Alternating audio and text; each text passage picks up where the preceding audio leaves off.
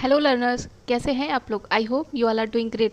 आज हम लोग वीडियो री एग्ज़ाम के लिए जीएस के इम्पोर्टेंट क्वेश्चन को डिस्कस करेंगे, जिसमें पहला क्वेश्चन है पानीपत के युद्ध में बाबर की जीत का मुख्य कारण क्या था। तो इसमें हो जाएगा ऑप्शन सी तुलगमा प्रथा। इसमें पानीपत के युद्ध में बाबर की जीत का मुख्य कारण था।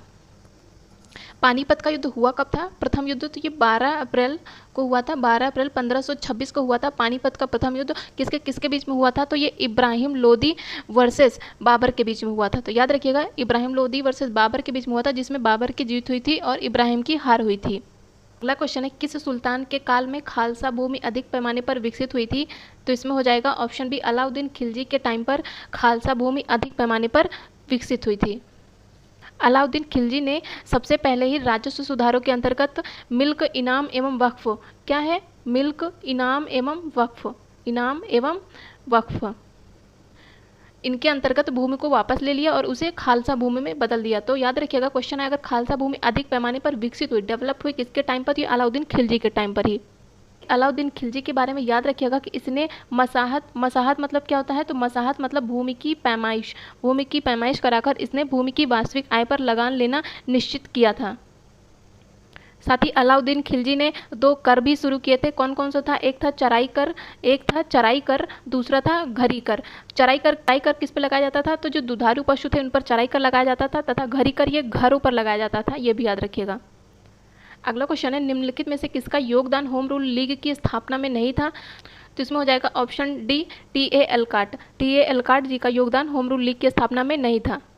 2 होम रूल लीग का गठन किया गया था। कौन कौन सा, एनी बेसेंट द्वारा गठन किया गया था 1915 में मद्रास होम रूल लीग, तथा बाल गंगाधर तिलक जी द्वारा गठित किया गया था 1916 में पुणे होम रूल लीग, तथा एम सुब्रमण्यम अय्यर जी ये एनी बेसेंट के होम रूल लीग में शामिल थे। तथा टी.एस. अल्काट की बात करें तो इन्होंने मैडम ब्लावस्की के साथ मिलकर 1875 में थियोसॉफिकल सोसाइटी की स्थापना की थी। अगला क्वेश्चन है निम्नलिखित वर्गों में कौन सा 1905 के स्वदेशी आंदोलन से मुख्यतः अप्रभावित रहा है। तो इसमें महिलाएं शामिल थी, सही है। कृषक वर्ग शामिल नहीं थे, मुसलमान शामिल नहीं थे, और बुद्धिजीवी वर्ग ये भी शामिल था। तो इसको हो जाएगा ऑप्शन सी 2 और 3। तो इसमें कृषक और मुसलमान अप्रभावित रहा है स्वदेशी आंदोलन से।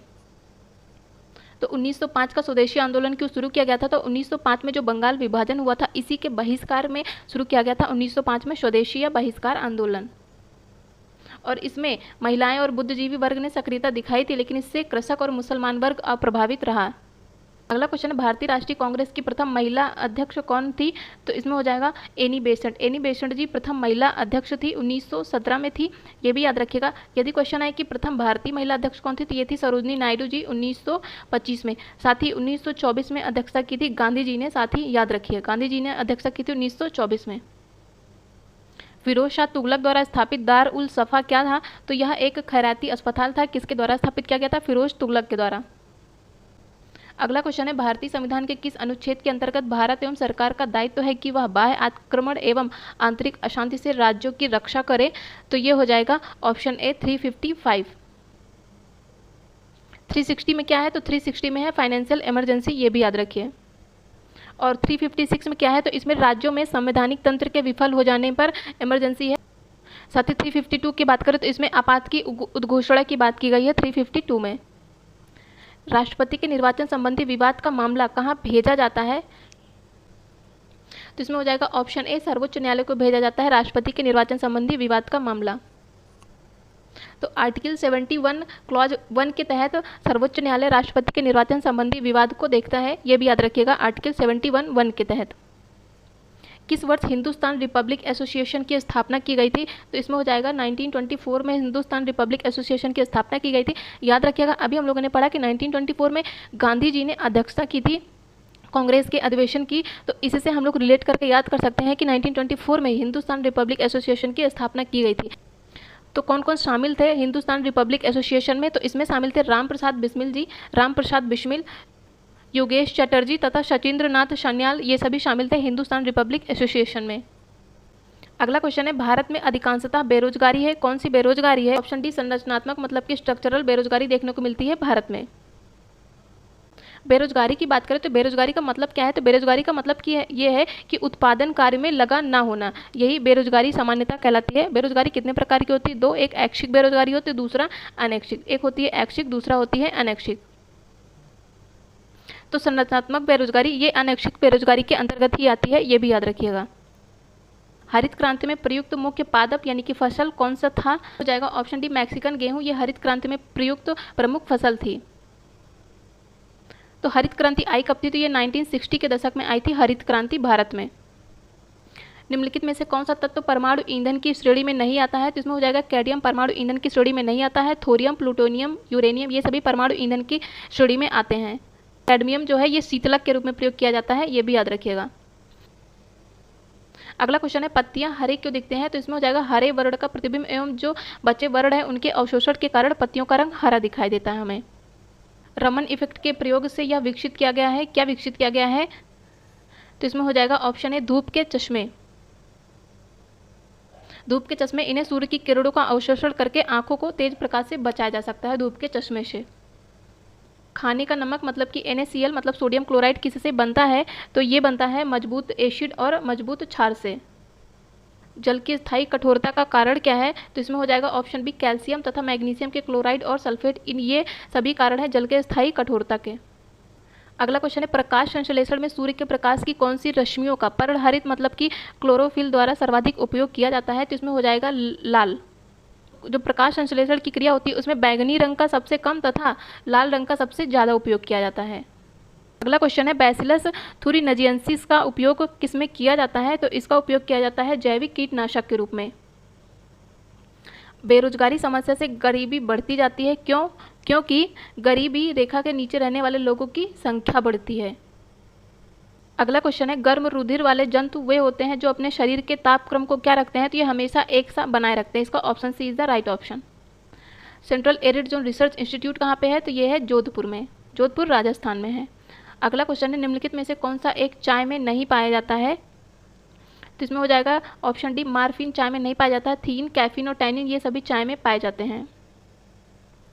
मसालों का बागान किसे कहा जाता है, तो केरल को मसालों का बागान कहा जाता है।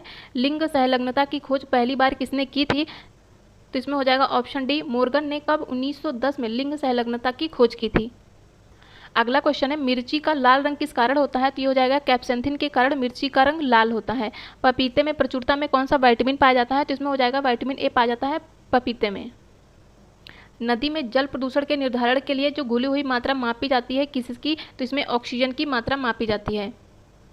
अगला क्वेश्चन है आजकल सबसे ज़्यादा प्रयुक्त होने वाली इनपुट डिवाइस कौन सी है, तो इसमें हो जाएगा कीबोर्ड, जो कि सबसे ज़्यादा प्रयुक्त होने वाली इनपुट डिवाइस है, ये भी याद रखिएगा। मतलब मदरबोर्ड, सेंट्रल प्रोसेसिंग यूनिट और सेमीकंडक्टर ये सभी आउटपुट डिवाइस हैं।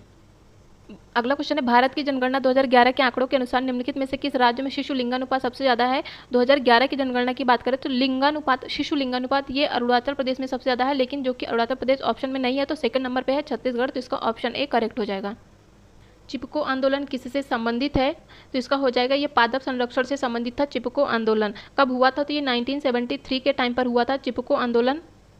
तो ये यूपी के मतलब आज के उत्तराखंड के चमोली जिले में हुआ था चिपको आंदोलन। अगला क्वेश्चन है भारत में जैव विविधता की दृष्टि से संतृप्त क्षेत्र निम्न में से कौन सा है, तो इसका हो जाएगा ऑप्शन बी पश्चिमी घाट। यह भारत में जैव विविधता की दृष्टि से संतृप्त क्षेत्र है तथा जैव विविधता दिवस कब मनाया जाता है, तो 22 मई को मनाया जाता है विश्व जैव विविधता दिवस। अगला क्वेश्चन है प्रसिद्ध चरकुला नृत्य किससे संबंधित है, तो चरकुला नृत्य होता है ब्रजभूमि से, ये भी याद रखिएगा। यह एक घड़ा नृत्य है, मतलब कि औरतें सर पर घड़ा रखकर नृत्य करती हैं चरकुला नृत्य में। अगला क्वेश्चन है अति लोकप्रिय धार्मिक पत्रिका कल्याण ये प्रकाशित होती है, कहाँ से प्रकाशित होती है, तो ये गोरखपुर से प्रकाशित होती है, ये भी याद रखिएगा।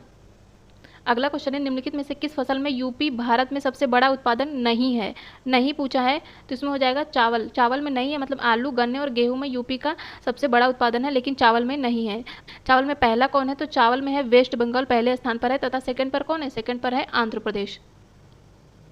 अगला क्वेश्चन है धौलपुर पावर परियोजना किस पर आधारित है, तो इसमें हो जाएगा ये आधारित है गैस पर। कहाँ पर है ये, तो ये है राजस्थान में।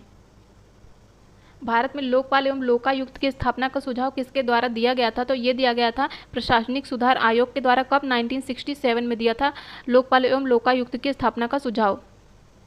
अगला क्वेश्चन है न्याय दर्शन के प्रणेता कौन थे? तो इसमें हो जाएगा ऑप्शन ए गौतम न्याय दर्शन के प्रणेता थे। तथा कणाद की बात करें तो ये कणाद वैशेषिक दर्शन के प्रणेता थे। कणाद किसके प्रणेता थे? तो ये वैशेषिक दर्शन के प्रणेता थे। कपिल सांख्य हो जाएगा, कपिल सांख्य दर्शन के प्रणेता थे। तथा वादरायण की बात करें तो वादरायण ये वेदांत और उत्तर मीमांसा के प्रणेता थे, ये भी याद रखिएगा।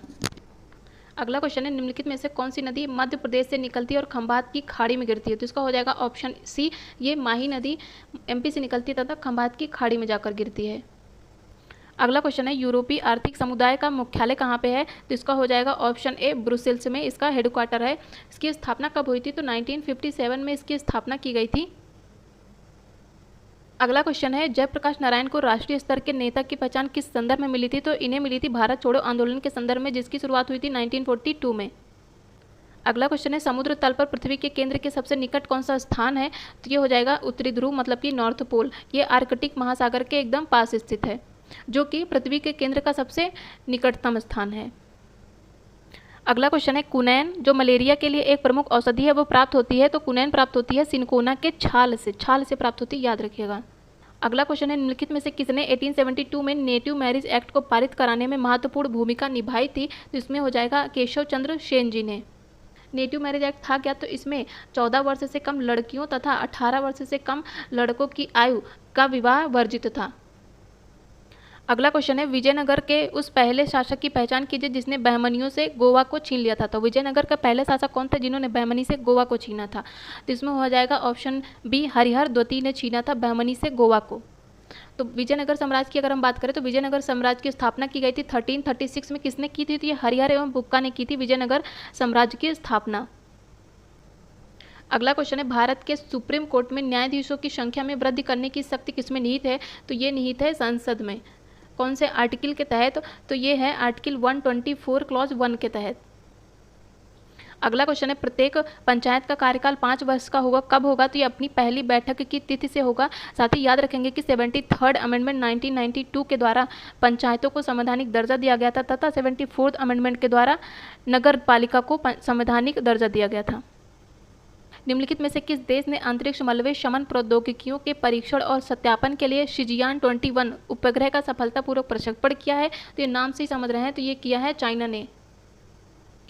अगला क्वेश्चन है 67वें राष्ट्रीय फिल्म पुरस्कार समारोह में दादा साहब फाल्के पुरस्कार से किसे सम्मानित किया गया है? तो इसमें हो जाएगा Rajinikanth. Option C is the right option. ये इनको दिया गया था 2021 में। साथ ही हम बात करें 2022 में तो 2022 में दिया गया था आशा पारिक को, 2022 में दिया गया था आशा पारिक को। तथा 2023 में 2023 के राष्ट्रीय फिल्म पुरस्कारों में दादा साहब फाल्के पुरस्कार दिया गया है रेखा जी को। ये महत्वपूर्ण है, ये याद रखिएगा। अगला क्वेश्चन है कोंकण शक्ति अभ्यास ये किन किन देशों के बीच में होता है? ये संयुक्त सैन्य अभ्यास है। तो इसमें हो जाएगा ऑप्शन सी कोंकण अभ्यास होता है भारत और ब्रिटेन के बीच में। अगला क्वेश्चन है हाल ही में यूरोपीय संसद के शीर्ष सम्मान Sakharov prize for freedom of thoughts के अलेक्सी नवाल्नी को सम्मानित किया गया है, वह किस देश के नागरिक हैं? तो इसमें हो जाएगा ऑप्शन बी रसिया। तो रसिया के नागरिक हैं अलेक्सी नवाल्नी।